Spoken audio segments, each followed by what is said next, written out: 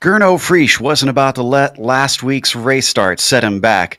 Though he was unable to run down Dudignon to claim a victory, his rush back to the podium from 14th after a lap 1 incident left many jaws on the floor. But Sebring is a longer circuit with more opportunities to pass. Should he find himself stuck in the mid-pack again, it seems a lot less likely that he could make that sort of rebound here at Mid-Ohio.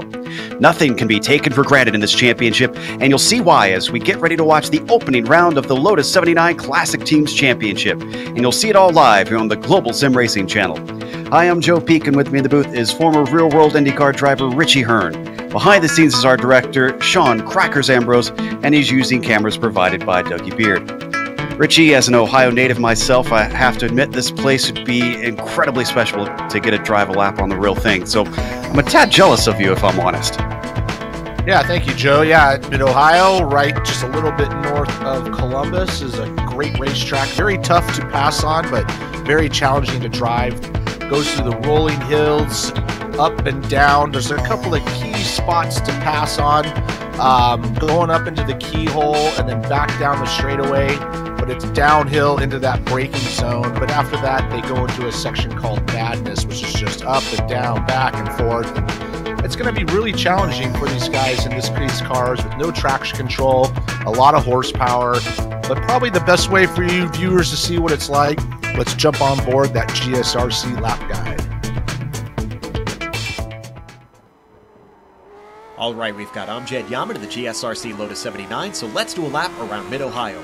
Coming down to turn 1, this is going to be a very quick corner, which means Except for when me it goes calling wrong it the here, opening round. go wrong in a hurry. Try to carry your speed off the exit because as we climb uphill, we head towards a good overtaking spot, the keyhole. This 180-degree bend can be tough because there's a little rise in the middle of it. Like most hairpins, it's best to square off the exit, and especially here, it'll be important to keep yourself safe from an attack. Now you hit the back straight, which is the longest acceleration zone of the whole track. Straighten out the kink, drift back to the left, and then line up your braking for China Beach. If someone defends to the inside, don't worry because if you can hold on around the outside, sometimes it's possible to finish the pass on the entry into Madness where the track switches back. From here, the circuit gets slow and technical, so throttle I control only saw will be one. an important skill. You can see through the S's you're tiptoeing over the hill. Turn 9 in particular really requires you to keep the car planted since you're turning and braking at the same time. Try to straighten the track out on the entry to Thunder Valley to allow you an easier time getting to the power. Then you're quickly into turn 11. This blind turn isn't easy even in the high downforce Lotus, causing lots of understeer. Shortly after, you're braking for the carousel, which is probably best if you swing wide to help late apex it. Ease back onto the power through the final left-hand kink, and if you kept it together, you've now finished a lap around Mid-Ohio. I'm not ready for it, Joe. I'm still loading the race.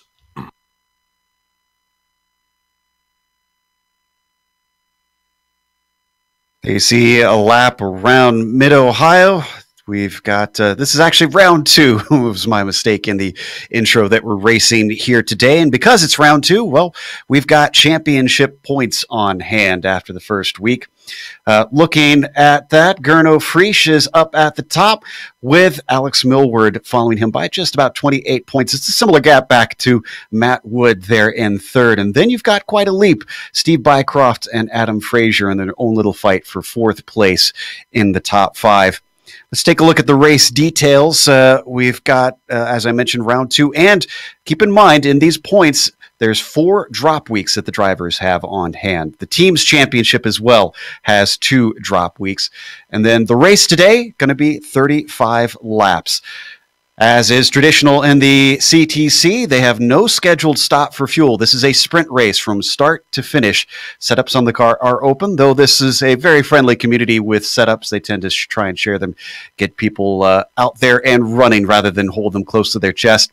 Incident cap at 17 means that you can be disqualified if you're a little too careless with your off tracks or your spins or car contacts. And for those points that you saw, well, they use the official iRacing points, of course.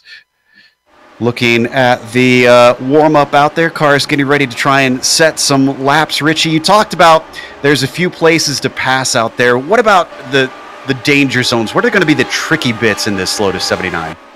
Well, the tricky bits are going to be definitely turn 1. You come in very fast, it's blind, and it's flat. So if you go in there and miss your apex, you're going to end up off the track on the exit.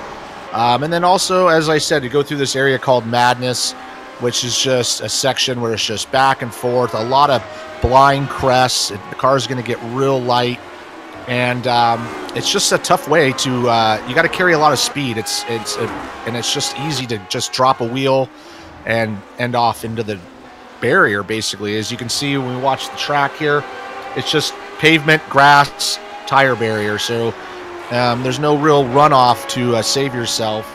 And so it definitely is tricky. In the IndyCar, the place was so fast. It was just almost like a big go-kart track, and it really wore you out with the humidity that usually comes with summertime driving in Ohio. It was just one of those tracks that, physically would beat you up, and it was easy to make a mistake because of that. Interesting that you mentioned that, because it took me until I moved away from Ohio that I realized how humid the Midwest is in the summer. As we watch Matt Wood, who's currently our pole sitter, with Steve Bycroft following him in second, in the qualifying gap of about half a second between them for the moment. So monstrous gap between those two. We're still waiting for Gernot Frisch to get his first time lap in. He's still coming around. Same thing with another big player, Juha Nuorlampi.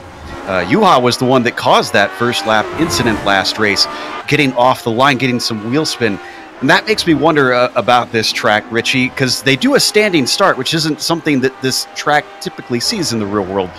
I mean, does that make it really difficult with the way you've got the carousel in that last turn right there?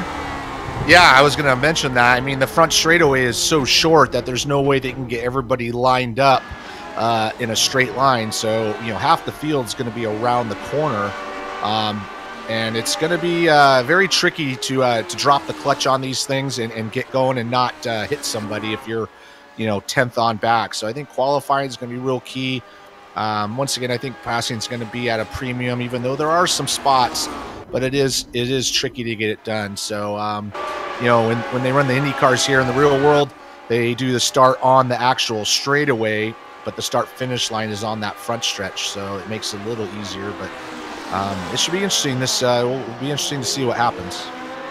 Just about 3 minutes left in qualifying. Still waiting for both Frisch and Nuorlampi to get a lap in. I think they must have started their qualifying a little late. Frisch is the farther one ahead. This is Pablo Suarez on the track right now, sitting in P10. Most of the drivers out there who have got their times in, or at least one time, and have finished their qualifying already. So we watch Suarez work his way around. I think Frisch just coming across the start-finish line right now. His first time good enough for pole at a 1:11.7, but that's only less than a tenth faster than Matt Wood. Yeah, it's tight group there. Less than a tenth. We'll see what Nuorlampi can do once he puts a lap in. It is easy to drop a wheel and get that 1X and not get a lap time. So we'll see what Juha can do right there as he's coming over to the finish line. 112 flat, and that's going to be good enough for third. So he's in there, but he'll be on the second row. That'll be different from last week where he started on the front row, of course, and I mentioned he had that incident, which really caused a lot of chaos, shuffled up the field, gave us an interesting race. He could still come around, I think, for one more lap, as they're very, very quick lap times around here.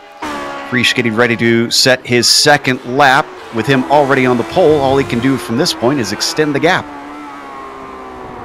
Yeah, he's only got a tiny little bit of a gap there, even to Nuorlampi. It's only basically 2/10, so we'll see if Nuorlampi can improve, but Gernot Frisch holding that point right now. And Frisch does not improve. 1:11.8 for his second lap, just about a tenth off. Paolo Albertin coming around, the Italian, in the number 21 car, appropriately 21st right now. So that I rating working for him. Speaking of which, it is a single split today. So it is a large field out there of 30 cars, the most that they can have in a single split this season. Albertin does not improve. So what about Nuorlampi? He does improve his lap time, but it does not improve his position. Oh, 5 1/1000ths off of second place for the Finn. That's got to be a little frustrating. Yeah, but he's going to be on the inside line right behind Gurno, so it might be a little bit of advantage as far as concerning to Matt Wood. So they're going to be straight up going into turn 1 and not going to be around the corner as maybe 10th on back will. So he's still in a good spot for the race. Watching Sergio Morales now. The 27 car sitting in 28th, up and over turn 11 into the carousel. A little bit of a bobble on entry. Gets that late apex down there onto the power and across the line. And actually, now that I look, he's set both of his laps. So at this point, Sergio just doing some warm-up. And I believe that should be everybody who can get a time in with our time ticking down to 0 in qualifying. Let's go through our starting grid. Gurno Friesch is going to be on the pole, as we mentioned. Matt Wood joining him in second. Juha Norlampi starts third, and Steve Bycroft on the outside of row 2. Then it's Sergio Fernandez starting 5th with Richard Kiley in 6th. Tommy Unhola starts P7, John Atkinson Jr. 8th, and Peter Koneski in P9. Dustin Hirota rounds out our top 10. Richie? Timothy Dalton starts 11th. Right next to him will be Pablo Suarez. Starting 13th will be Kendrick Taylor. 14th will be Timothy Reed. 15th, Keith Herner. 16th, Tanner McCullough. Glenn Corrigan and Barry West make up the next row in 17th and 18th. 19th will be Derek Rolenveld. And 20th will be Jean-Francois Matt. Hello Alberton is in 21st with Robert Simpkins 22nd. The green will see Steve Sarles in 23rd with Fabio Guerrero in 24th. Robert Plumley starts P25 and Masson Pascal 26. Kyle Strykars in 27th. Sergio Morales 28th. Duncan McClellan 29th. And the last on the field did not get a time in Francisco Javier Gutierrez. Waiting for the rest of the cars to grid up, and as you mentioned, definitely seeing cars all the way back into the carousel. Going to have to be light on that right foot. Just a few more for round 2 here at Mid-Ohio. Coming up from Florida at Sebring, and then trying a much tighter, much narrower track, a little bit less bumpy. Weather conditions out there today, looking at 82 degrees on the track, so not too terribly hot. As the engines start to rev, lights are up. Green flag is out here for round 2. It is not a good start for Matt Wood. Juha Norlampi looking much better off the line than last week. Wood immediately slips down into third. Cars trying to sort themselves out. Oh, as we got a big checkup in the middle of the pack, and that's causing a spin. We'll try and get back to that in a bit. You can see the chaos in the back. Yeah, that turn 1 comes up quick when you're starting in the back, and all of a sudden it just all packed up, and some guys had nowhere to go. Here they come up into the keyhole there. They're getting all backed up, and down the straightaway they go. This is where the draft is going to pick up. Norlampi's right on the tail of Gurno Friesch to see if he tries to make a move. He does not. And this is where it's going to be kind of single file as Norlampi's going to try to go around the outside. Ooh, that was tight, but they all kind of single file at the moment. Great catch from Norlampi, actually. That car got all sorts of sideways. Now as they come to the jump, Matt Wood was not able to do anything with it. Most of the field strung out single file through madness. That was some big action through turn 1. We'll have to get back to that in a minute once they've complete this first lap. But it looks like we still have all 30 cars still running, thankfully.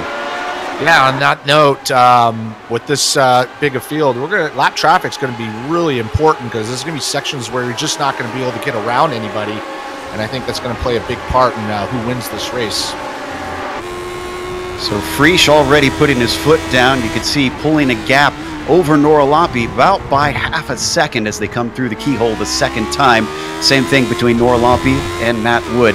Let's take a glance at what happened with that incident. I'm trying to figure out who started it. I'm not sure if you caught it, Richie. Yeah, let's just go take a view of this. I honestly, it's just a matter of just everybody checking up, and they look like they're 3 wide going in this corner. But here they come into the corner on board. And yeah, it just kind of stops and kind of catch the end of it, but looks like someone just got on the gas a little bit and spun to the inside. We spotted it was McClellan who caused it. Yeah, everybody was really heads up. He was the one that went off track. Let's see from the Virginia driver's perspective. So we come back. I guess it wasn't McClellan. Oh, and we got a big incident actually with Pablo Suarez. He's falling down the order, and it was in turn 11, contact with Timothy Reed. Yeah, going through, see where I didn't catch this this incident, so as they go over the hill,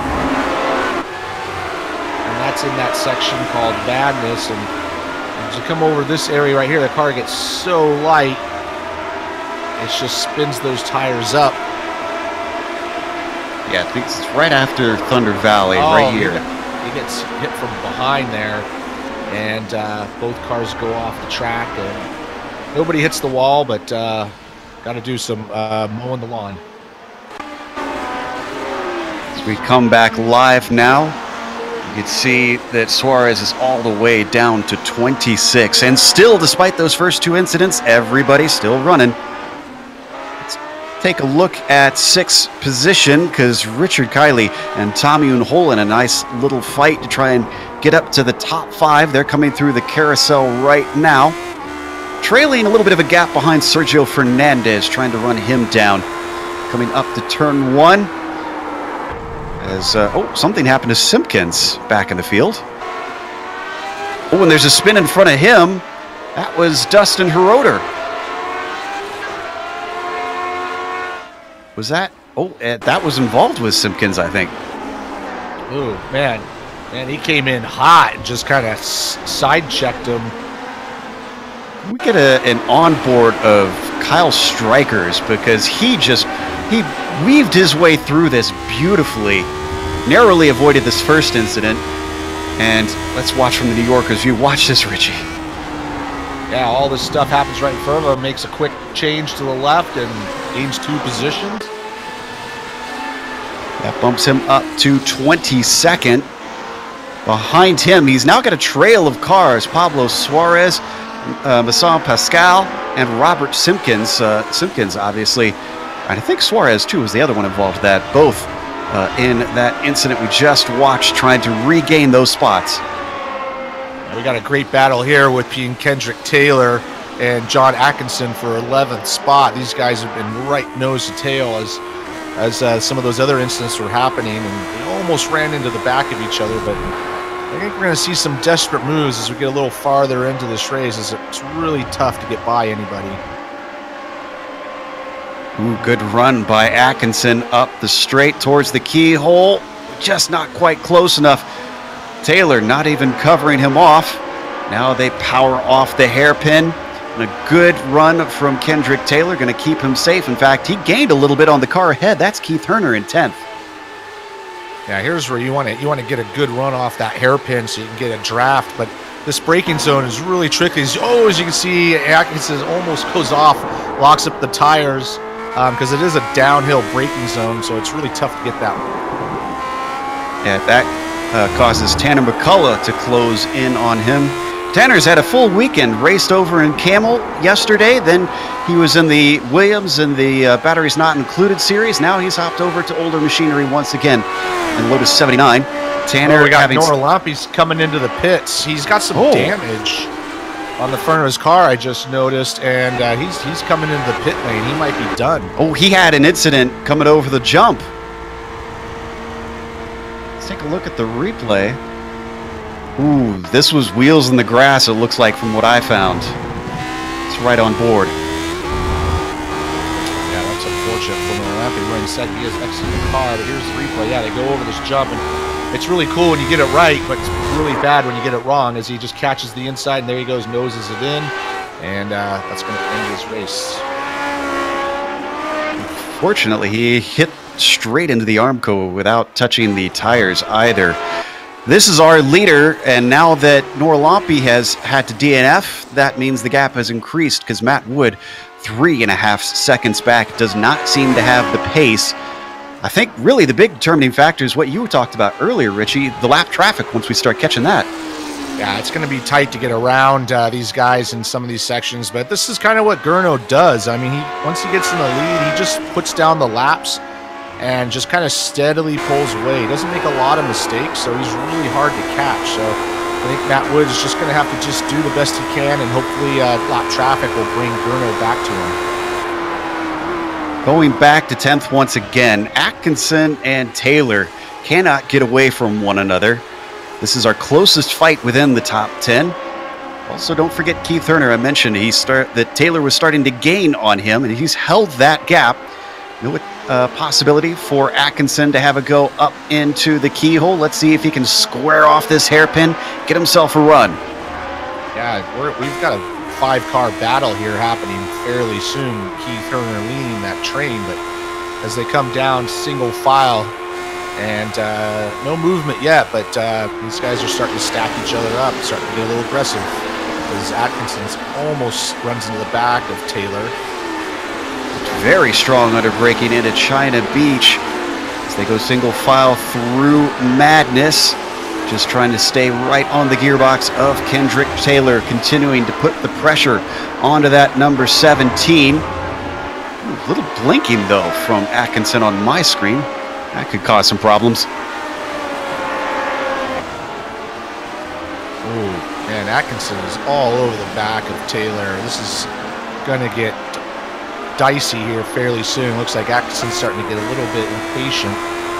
He's got to kind of set him up on the right areas. He's kind of coming up on the back of him and where you can't pass, and then he loses that momentum onto the straightaway. So I think if he kind of thinks about it a little differently, he'll get an opportunity to pass him. He certainly seems strong in the braking zones. There's a couple times he's really closed up on him. And this is what he needed. Look at that. Now he is right on top of him. This is going to be the best chance we've seen for Atkinson as the slipstream starts to pick up down into China Beach. But still, once again, a little too far back. They're going to stay in order. Herner in 9th, Taylor in 10th, and Atkinson in 11th. The way this looks like, Taylor might be running a little less downforce, so he's faster down the straight, but this is where he struggles a little bit, so might be a little difference in the setups. So we jump a little farther back to 20th. Lots of racing everywhere we look. This is Suarez and Guerrero fighting for that P20 position. They might have a little company soon because, it's Pablo Suarez actually up ahead. Sorry, they must have changed positions recently because I'm seeing Suarez before was up ahead of Guerrero. They come across the line, and yes, it looks like that Suarez starting to streak away as he continues to increase the gap.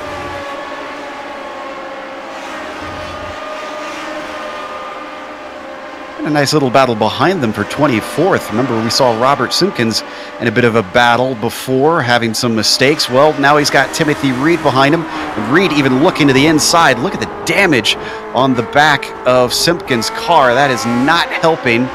And Reed makes it look easy. Gonna come back at him. Simpkins uses the slipstream, ducks out, but he's going to have to go the long way around into China Beach. He's got a nose ahead, not as confident on the brakes, takes it in hot. He's got the inside as they enter madness now, but I think he's going to be denied. These guys are racing really hard there, nose side by side, doing a good job not hitting each other, but you can see how tight it is going over those hills. And this has brought the likes of Francisco Gutierrez to the back of them. Simpkins now under threat from the yellow machine of the number 25.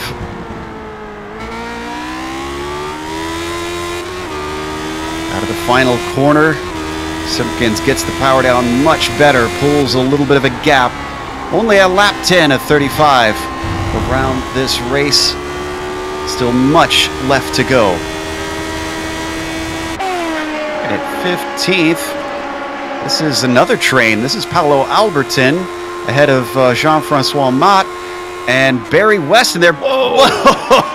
Oh, they're going to touch right there. Barry West sent it in deep. They did touch, but Barry West was able to not do any damage to him and then kind of falls back in line. But we got a good train here. We got like 5 cars in line. This is pretty good racing going on. Yeah, that's Steve Sarles back there, Robert Plumley, and Pablo Suarez also involved. Not sure if that was intentional from West or if he really meant to try and make an attempt. He's still climbing all over the back of Jean-Francois. They now hit the carousel. He's going to have to wait. I suspect from what we're seeing, we might see a pass into the keyhole. Yeah, I mean, Barry West, he got like the double draft, and Maya just threw his braking distance off, but he just sent it in deep, and we got Paulo hits the curb on the inside and keeps Barry right on his tail as they come up here to the hairpin. Oh, Barry just, whoa, a little sideways going in, and he loses all sorts of momentum. Now he's got to worry about Steve Sarles coming up to make a pass on him.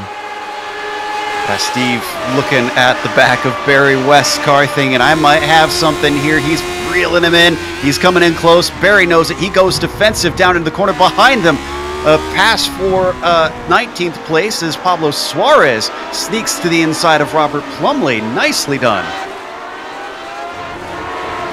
Yeah, all sorts of battles going on here. Even though these guys are running in, 16th on back, they're fighting hard for every position they can get.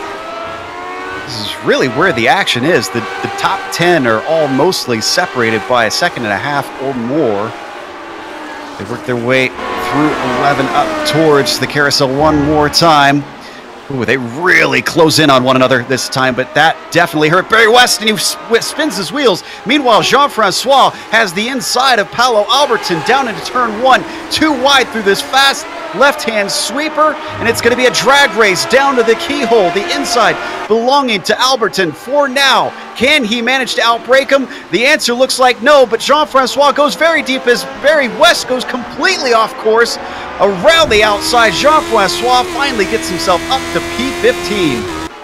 Yeah, Francois almost outbraked himself, was able to keep on the track. Meanwhile, Barry West, oh, here comes Alberton on the inside. He's going to repay the favor, and he does make that move happen. A little bit of a nose to the inside by Mott. Oh, off course for Alberton, and that is going to seal the deal. 3 positions lost in one corner. Battle's not over though. I mean, there's 5 cars battling for the spot as Barry West is trying to get around Alberton as well. This is frantic stuff here in the mid-pack. Barry West probably kicking himself after outbreaking himself through the keyhole already right under the gearbox of Paulo Alberton. Yeah, I'm kind of amazed, honestly, Richie, that with all the action, none of this group has managed to get away from one another. They are still in a train.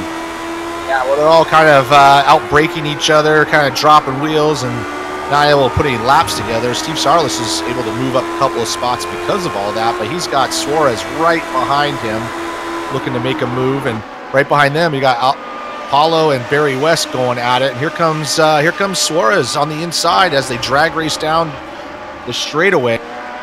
The lapped car that they're going by, Duncan McClellan just letting everybody through. Suarez has got the draft. Steve does not fend him off. He stays to the racing line, gives him space at the apex, and still Suarez can't make the pass happen. Yeah, it's one of those things, if you take the inside, then the next corner, you leave the door open, so you kind of have to decide what you want. So it's, if you take the outside, the next corner's yours. So it's a good opportunity to go side by side with each other. One thing I always loved about Mid-Ohio with the way it produces that fascinating side-by-side racing. Suarez still pushing the issue, tries for an over-under through turn 11, but that's going to stick him around the outside of the carousel, and he has to get back in line. Look at the group behind them, though, all nose to tail, just no space between them. Look to the inside from Suarez, down to turn 1, but nothing doing there. Oh, way wide for Paulo Alberton. That's going to make him very susceptible. Oh, my goodness. What is Barry West doing?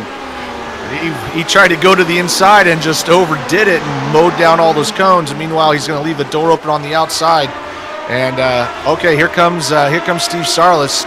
He's drag racing Suarez down the straightaway, but behind them, the battle's going on as well.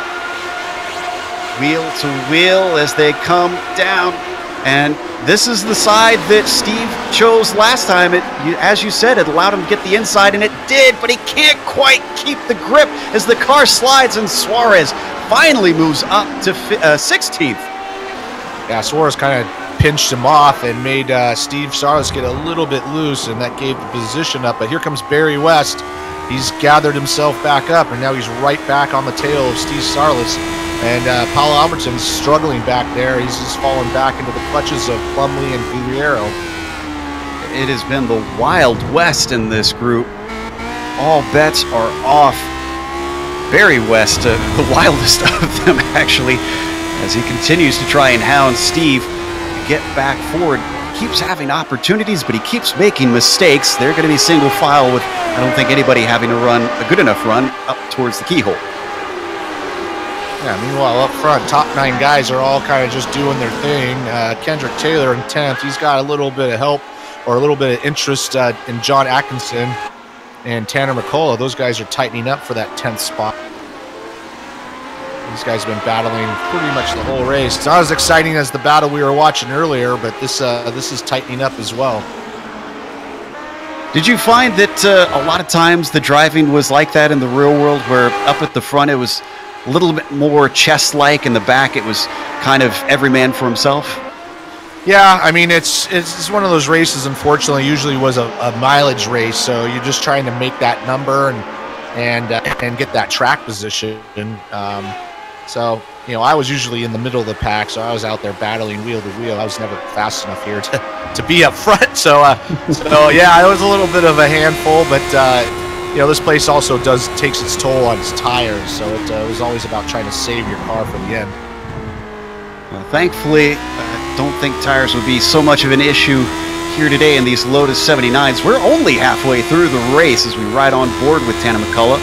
That car ahead is John Atkinson, you see in the black Lotus 79. They're going to stay in line as they continue to race in 9th, 10th, 11th, and 12th. Meanwhile, Barry West was able to get around Steve Sarles, and then Paulo Albertson is hanging in there. Jean-Francois Mott and Suarez is kind of pulled away from this group. But we got a hell of a battle right behind them. These guys going side by side, back and forth. Yeah, that was Guerrero and Timothy Reed. Reed moves himself up to 21st. I was noticing that too, that Jean-Francois and Pablo Suarez both just seemed to be streaking away. Once they had ditched the group, they decided they wanted nothing to do with it. Now it is Barry West at the front. He's been trying hard to get there. Now that he's there, can he do the same? I'm sure he'd like to pull the gap from 18th, 19th, and 20th. And for now, he's at least got about 3/4 of a second. Oh, sorry, problem with Kendrick Taylor. Taylor in the keyhole tried to make a pass on Keith Herner, and it went south very fast. Yeah, Keith Herner's got some damage as Kendrick Taylor's exited the car. Coming up into it. Yeah, this is really tough because you're just coming in so fast, and it just looks like he just runs into the side of them. And there they go. They split them. Oh, another contact with another car. That was Atkinson, unfortunately. Atkinson's still going, but that was a heavy hit to the front. This is from Taylor's onboard. Yeah, it almost looked like Herder just kind of slowed up right at the late apex, and unfortunately, I wasn't expecting it. Yeah, he might have been shifting and missed a gear or just spun the tires up. But meanwhile, Keith Herner's got some damage to his rear wing, so he's backing himself up to John Atkinson, who survived that with not much damage. So he's right there in the 10th spot, trying to take that 9th spot from Keith. And what this has done is Tanner McCullough is the only one that doesn't have damage of those three, and he's trying to find his way by. But they've got Derek Roveld right behind them. With all that chaos has caught up, they hit the China Beach right-hander into madness. Nobody making any moves, which surprises me with the damage that they've got on those two leading cars. I think it's only a matter of time before Tanner gets tired of waiting behind, starts to make some moves.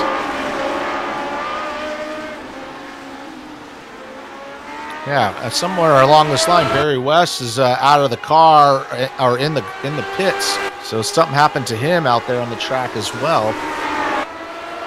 That's a shame after the race that he was having. A little bit too much fun, it looks like, unfortunately, and West has had to call it a day early. So we continue to stay on board with Atkinson, giving chase to Keith Herner, the car ahead that you see right now, up through turn 1. And West is actually rejoining. They just went by him.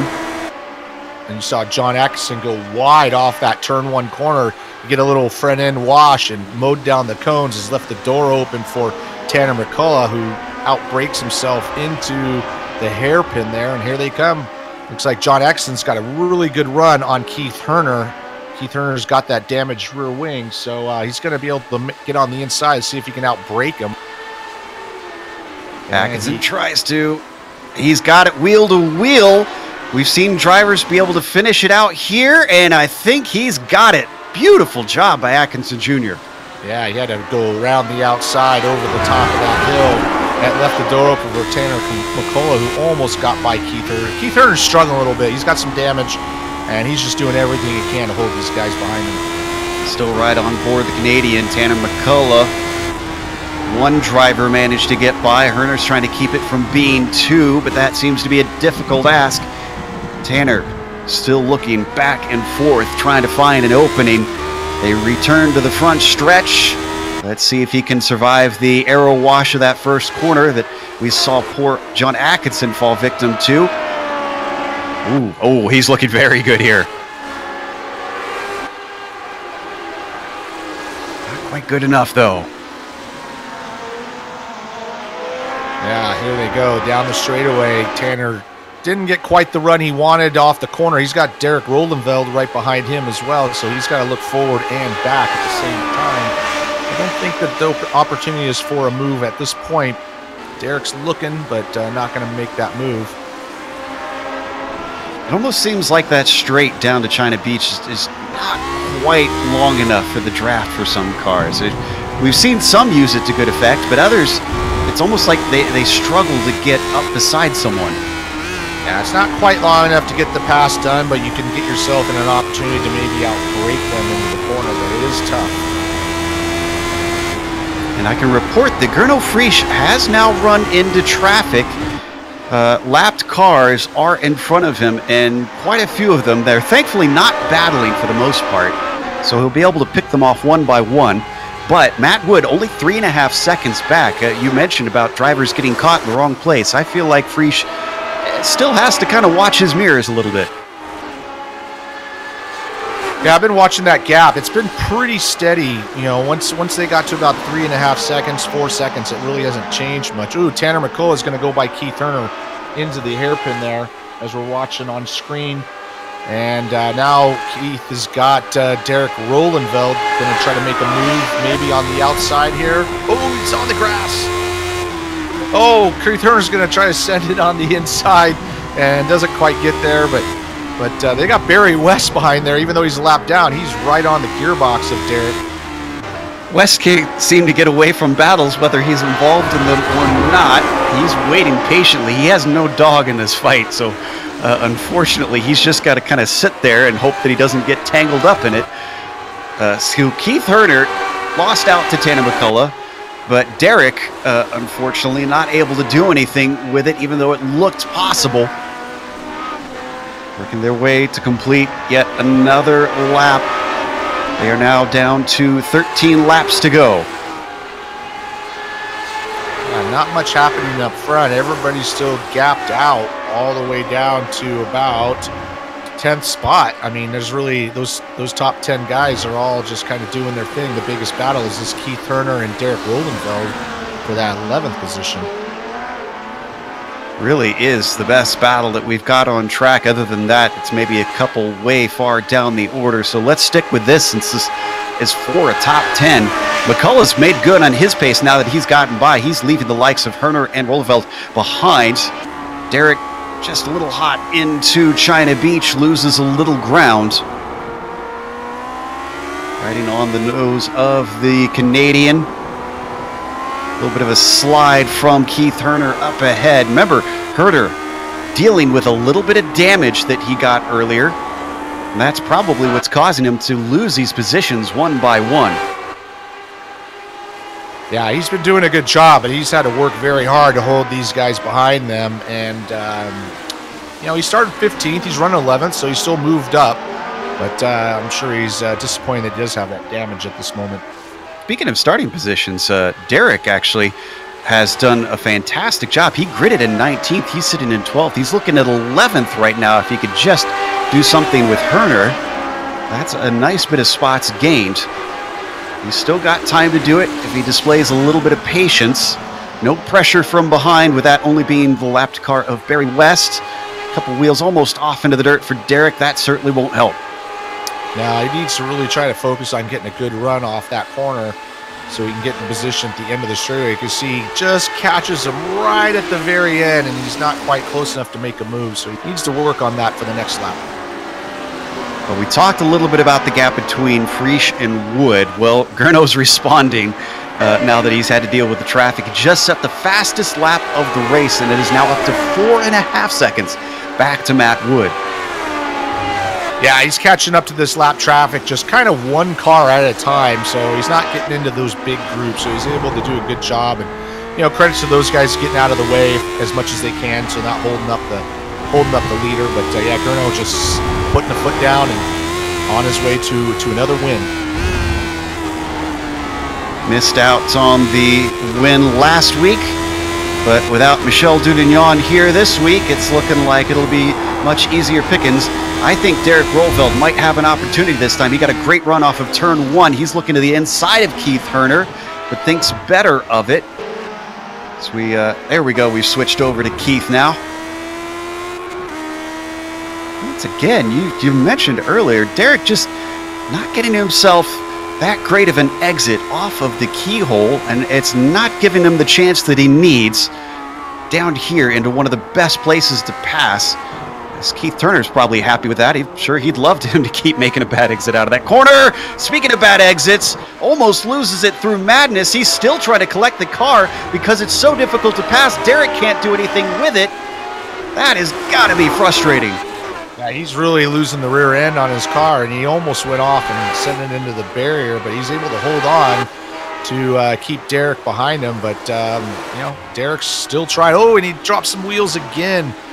And Derek's the faster car. He just needs to kind of time his pass up a little bit differently. I think if he can get a good run off that hairpin, he'll be able to get past him and kind of pull away a little bit. You talked earlier about having to save your tires a little bit. It's starting to look like maybe you need to have a talk with Keith Herner about that. Yeah, it's just going over those hills. You just really, oh, here comes Derek. He's right on that. Now this is where he's got to get the run, and Keith has a little bit of a problem. Unfortunately, checks Derek up a little bit just by accident. And I don't know if, he's close. We'll see if he can make a move on the outside. I'm sure that Keith's going to take Keith's going to take the outside and give Derek the inside. Here he comes. Derek just barely has a wheel in, but it's going to switch back into the left-hander. Derek tries to carry the momentum. He does it very, very well. He's carrying this battle on, and it's just not quite enough grip. The momentum goes back to Keith Herner. He's still in 11th, denying Derek Roelveld at every opportunity. Yeah, Derek had the position, but he was trying to be so careful with not, getting into the side of Keith, and he kind of gave it back up. So we'll see. He's right there. Barry's right on the back of Derek, so I'm sure that's not pleasing Derek so much, even though because Barry's a lap down. But we'll see. We got a few laps left. Yeah, we're down to 10 to go. This is with Tommy Unhola, who finds himself in a battle for 5th. Richard Kiley still working on him. Tommy racing in the blue Tyrrell machine. Richard in the red and white Lotus 79. This is actually closed up recently, I want to say. I don't think they were this close earlier. Wonder if Tommy made a mistake somewhere. Oh, and he's finally got it. Derek finally got Herner. Let's take a look at the replay. This was down into China Beach. Ooh, Derek got a little aggressive there. I'm not sure if he meant to shove him wide, but it certainly gave Herder something to think about. Yeah, I think he finally just said, I just got to make this happen and just force my way through. And once he pinched him off, the position was his. But if you look at who's coming up behind them, is Suarez is now getting on to the back of he's on the back of Barry West, who's a lap down, but he's coming up to Keith Herner. Yeah, that will be for another position once Suarez gets to Keith. And I think it will be soon because Barry West pulling off the racing line and letting him through. Keith Herner just cannot catch a break at the latter half of this race. Cars continue to climb all over the back of him. Yeah, and then you can see Derek's kind of gapped him a little bit, but it's maybe a little too late to catch up to Tanner McCullough. 8 laps to go. With that battle settling out, let's run you through the top 10 real quick and where things have been in this race. Gernot Frisch has led since the drop of the green, and he's been managing the gap very well, which has continued to increase. It is now 5.5 seconds back to Matt Wood, who is in second place. He inherited that after Juha Norlampi made an error all on his own and ended his race prematurely. Matt been looking at a steady podium today. He's ahead of Steve Bycroft, who's a big gap back, 8 seconds to third place, but still it'll be a podium finish for Steve if he can hold this out. Fourth place, Sergio Fernandez. This has been something of a quiet race for the number 6 car. We don't think we've even shown him really on screen at all. He's just been running by himself with no one to race around him. And then I mentioned the top 5 rounded out, Richie, by Tommy Unhola, who was in a battle, but the rest of the top 10 looks like he's gapped. Oh, and while we were doing that, I was watching the Herner-Suarez battle, and Keith Herner just outbraked himself going up into the hairpin, sent it off into the gravel trap, giving up another position to Suarez here. Yeah, and he was dealing with Barry West as we go to the replay. West, as we mentioned, not in a battle for position. So here's I keep wanting to call him Kerner. Keith Herner coming through turn 1. It happens in the keyhole you mentioned. Yeah, it comes up into the hill, and I think he's just feeling the pressure from Suarez, and he just kind of outbrakes himself and slides to the outside. And unfortunately, here comes Suarez, kind of pokes his nose, and that just took the concentration away from Keith a little bit. Yep, shook him off the track. And unfortunately, Keith Herner now down to 13th. The good news is he's got a little gap back there. Oh, Steve Sarles has had a problem. Steve Sarles was off the track, and I think he managed to avoid the wall. This was coming out of Madness. Let's take a look at the replay of the Texas driver. The number 26 just barely staying out of the tires. Ooh, some snap oversteer. Yep, just getting on the gas a little bit too hard and a little overcorrection. Come back live. That unfortunately does lose him multiple positions. He's down to 20th. Look at this battle in front of him. That is Fabio Guerrero and Masson Pascal. This is a fight for P18. It's a good run for Fabio down towards China Beach. Not good enough of one. He's going to stay in position. It's a good run for Masson Pascal. Started 26, running 18th in the 29 car. So this is going to be a good gain on his rating there if he just continues on. He's putting the heat on. Fabio's putting the heat on Masson as Masson's dropping wheels here and there. So he's got to be careful. If he goes a little too far in the grass, he's going to be off into the barrier. And we've seen that a number of times already this race. This has been a punishing track. And it feels very... Whoa, and there's wheels off for Guerrero. Not just wheels off, but all 4 wheels in the air. Center punches that exit curve. Let's watch the onboard. This has got to be a heart-in-your-throat moment. Yeah, this is one of those things that if you're sitting in that car when it hits the tub like that, man, it really hits your tailbone. But Yeah, he hits that curb, and fortunately he gets going to keep going, but here he goes. He gets a little wide, and he just center punches this. Boom! Off the wheels, off the ground, back on the track. Keep on trucking. Like nothing ever happened. Instead, he's now facing a defensive role because Paulo Alberton is behind him with 5 laps to go, as well as Francisco Gutierrez. 2 yellow cars very much on the back of him. And 11th, though, let's jump up forward. Derek Roelveld. Oh, what, was there a change for position? What happened? There was some changes for position. I'm trying to figure out what happened. Atkinson must have had it off. Take a look at the replay. Atkinson off at turn 1 just barely. And this was brave stuff from Tanner, making it 3 wide with that lap traffic. Sends it in deep into the keyhole, and that moves him up to 9th now from 16th on the grid. And I also brought Suarez getting around Derek Roelveld. So Suarez is up to 11th spot.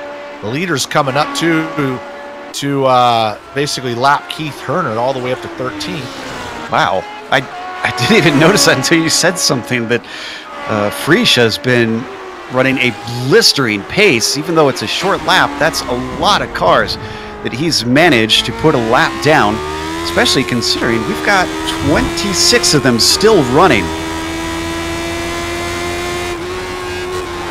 We've got 4 laps to go here, but this battle between Suarez and Roelveld is right there. It's probably the best battle on the track at the moment. Derek doing what he can to keep Suarez honest. This is for 11th position that we're watching. We ride on board with Suarez, looking back at Derek. Quite a ways behind. He was only half a second, but that increased down the backstretch to 0.8 of a second. Yeah, it was a battle for a minute. Now it's not. So, Derek, Keith Herner's been a lap down, and not far behind is going to be the leader coming up. It's amazing how, this is just kind of what Gurno does. He does this a lot. He gets out in the lead and just kind of just puts his head down and just does his laps. And been watching a little bit of it. Everybody's doing a good job kind of getting out of his way. He's got 7 seconds on Matt Wood at the moment. Looking very Vettel-esque circa his Red Bull years for sure. Prix just controls the race as if it were his. 2 to go now, crossing the line. Not much more for Prix to endure. He's increased the gap to 6 seconds over Matt Wood. Oh, and we've had some action between Suarez and Atkinson. Suarez manages to get by. Don't forget Derek Roelveld in there. He's got a run on Atkinson. Demotes him as well. Atkinson was looking good up in that top 10. Now he's lost those positions right near the end of the race. All the way down to 12th, unfortunately, for John. But that's good news for Derek and Pablo, who moved themselves up to 10th and 11th, respectively. Yeah, Pablo started 12th, so he must have had an issue early on in the race, maybe in that start that we didn't catch. But he's had to fight he's passed a lot of cars to get back to this position. There's been a lot that we've had to follow. It's easy to forget exactly all that's gone down during this race. The white flag going to come out for Gurno Prix, just almost ready to lap John Atkinson, who's the next car on the lead lap. Not sure if Gurno's going to be able to catch him. Haven't really given him much screen time, but the DH driver, I'd say, has earned a little bit to get something of a victory lap here in the final circuit around this track.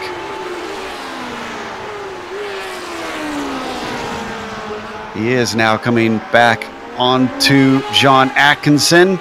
John's got nobody to battle, so I have a feeling he's going to just let these blue flags dictate his race. And there you see, he lifts on the backstretch. Gurno Prix going to put him 1 lap down.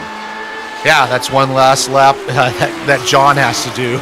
So sometimes you just kind of let him go, and you can just finish the race on right behind him. Do you ever have to do that in real races, or feel like doing that where you just wanted to let the leader by because you're done with the day? Oh yeah, I mean, you get to that point, and sometimes it's such a struggle. You just, if you got nobody to battle with, why take the chance to do that extra lap? So just get out of the way and go On in. board with Gernot Frisch. Last round fell victim to a lap 1 incident, could only get himself onto the podium. Today, he's going to take a victory from the pole. Gernot Frisch with a win in round 2 here in the Lotus 79 Classic Teams Championship. Matt Wood taking himself to 2nd place. Steve Bycroft's going to round out the podium. Got a bit of a battle for P4 though. Tommy Unhola, Richard Kiley back together once again. I don't think he's close enough to make a move unless Tommy makes a mistake as they come into this last section of the track. Just one more corner to go, and Tommy's going to take that 5th spot. Nicely done by the Finn. Behind them, no real battles for position. Dalton, Konecki, McCullough, Roelveld, and Suarez going to be the last cars on the lead lap. None of them within more than 3 seconds of one another. So with that, we're going to take a quick break here on the Global Sim Racing Channel. We'll come back with the official results as well as driver interviews on your screen. We're going to see all the upcoming races here on the GSRC, so don't go away.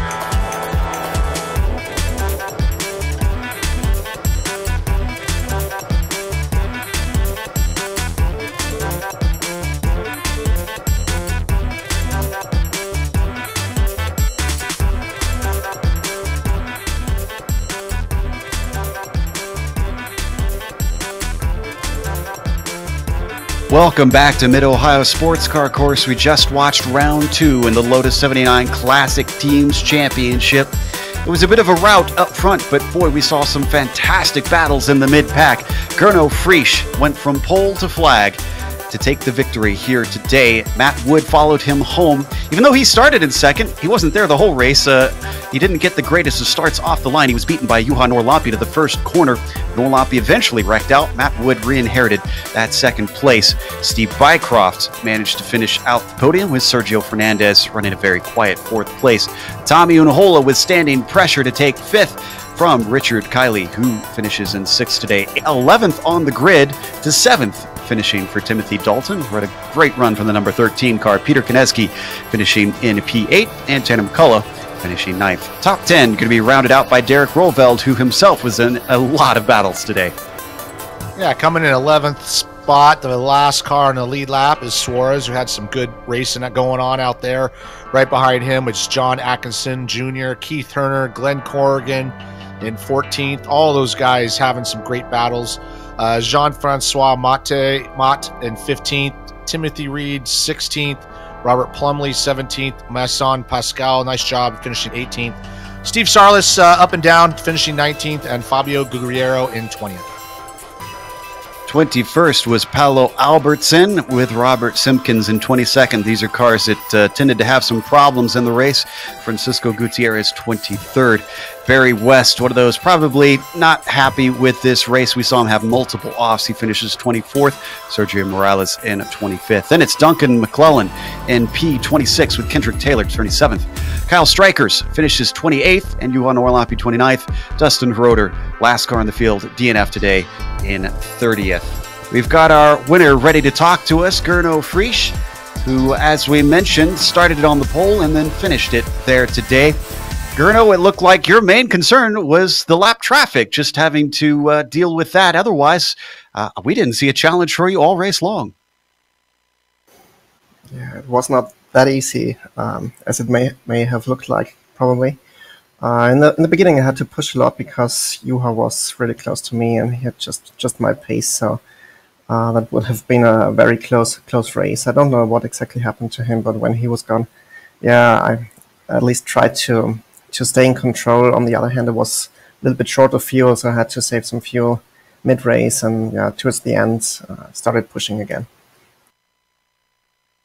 We could tell that Matt Wood was keeping you honest, so I take it you were kind of keeping an eye on your F3 box in terms of the gap to him? Yeah, definitely. His pace was really good, so it was just a minor difference between us pace-wise, so yeah, I couldn't afford to lose too much time there. Early in the broadcast, Richie was talking about the importance of qualifying here. Was that your focus coming into this? Just make sure that you put yourself on the top spot to keep from having to try and make passes?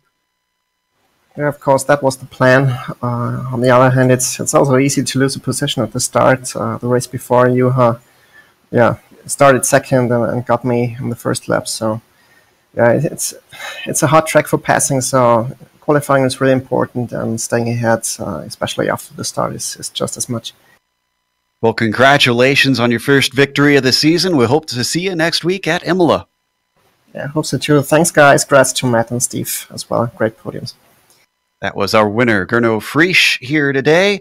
Up next, I believe Richie's going to be talking to fifth place Tommy Unhola, if I'm not mistaken. Yes, we've got him in here. Yeah, Tommy started 7th, finished 5th. I saw the little mistake early on that Richard made, and you was able to get by him. And after that, it was quite quiet for you up in that top 5 position. Oh, yes, it was. Start of the race was fun and the end was fun also. The lap cars made it a bit interesting, but it was felt almost boring after last week's race. It was really fun and interesting as it was. There was something going on all the time, but this was a really fun track for this car, but sadly, there was no closer fights. Richard was driving well behind me, but didn't get to try so well, so we were just driving there in the end. Yeah, I mean, this track is it's fun to drive, but it's very tough to race on, and it tends to lend to kind of what you're talking about. Just everybody kind of gets separated out, and I thought the lap traffic might play a bigger part in the race, but it seemed like everybody did a good job kind of getting out of the way. No, yes, they did. They did very good job now and got out of the way and were clear what they were doing. So it was really good. And even those who were fighting, they kind of stopped fighting for let guys pass and continued after that. So it's really nice when it goes like that, as it could have been much worse. But now lap cars were kind of fast. I didn't get so many in P5, so it was better than I expected. Yeah, I agree. I thought that'd play more of a part, but it's good when they drive like that. So are we going to see you next week at Imola? Oh yeah, I would love to drive there. I remember I was really fast and guys were helping. I think it was Juha. Yeah, thanks for that if you're listening. So, but my clutch broke down and I had to start without it. And no, I didn't notice it. And I took a false start as I could put into gear. So I would love to drive that. So I'm trying to be there. Yeah, that's going to be a nice classic track for this classic car. So, well, once again, great top 5, and we will see you next Sunday. Oh yes, thank you guys, and see you later. That was 5th place finisher Tommy Unhola. Up next, we've got Tanner McCullough, who took 9th out of 16th on the grid. You certainly moved your way forward, Tanner, and it wasn't due to simply attrition because it looked like you had to fight for a few of those spots. Well, a lot of it was attrition. I got 2 spots on the first 2 laps there, and then basically just followed everyone while they crashed for the rest of the race. I think I got around Keith at one point, but outside that, it was guys making mistakes. You certainly seem to have had your hands full this weekend. You raced over in Camel, you were racing in the Williams earlier this morning, and now in the Lotus 79. How do you keep this competitive when racing so many different cars? Well, we're not going to talk about the Williams race because I only spun out about 3 or 4 times. But I have too much time on my hands, I guess, and just like doing these rare cars, I guess, the lower participation. Have a lot of fun with it. Yeah, what draws to you to the Lotus 79, especially with this running today? It seems to have been gaining in popularity the last couple of years since we started covering it. I think it's probably one of the best open wheel cars on the surface. Lots of power, lots of downforce. I like the Williams a little bit more than it, but since the Williams was gone for so long, it was definitely my number 1 there for a while when I wanted to do open wheel. Well, awesome stuff. You managed to take advantage of others' misfortune and as well prove your skill going wheel to wheel on a track for a top 10. Will we see you again next week? Hopefully. Excellent stuff. Well, congratulations on that 9th. That was Tanner McCullough here today, working his way forward on the grid, streaming over there on Twitch. Definitely go give him a look if you get a chance. That's going to close us up, though.